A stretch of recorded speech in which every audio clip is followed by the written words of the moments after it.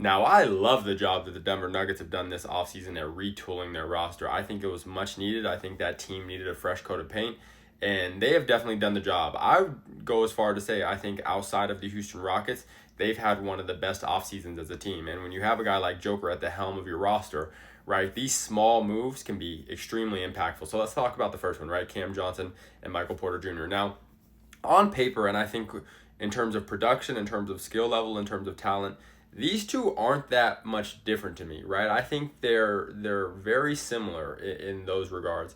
But where I think that Cam Johnson elevates Denver maybe more so than Michael Porter Jr. did is I think Cam Johnson knows his identity, right? He knows his identity really well, and he knows what he can give to a team and how he can optimize himself for a roster. You know what I'm saying? And I think Michael Porter Jr. didn't always know that, and I think that level of clarity, that level of IQ is going to go a long way. Now, again, I don't think the production is going to change very much. I think he'll average similar stats. I think he'll shoot a similar percentage. I think all those things will be similar. But I think him knowing his role, I think him being a all-star in his role is something that will elevate the Denver Nuggets to another level again.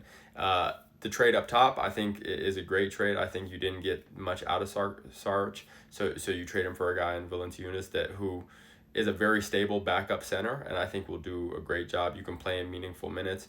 Unlike a guy like DeAndre Jordan, who you weren't comfortable playing for extended amounts of time at this point of his career. And then this is a guy who honestly they should have never let walk. So I think you run it back, you try and get this guy back on the books, because to be honest, he played his best and most meaningful basketball for you guys.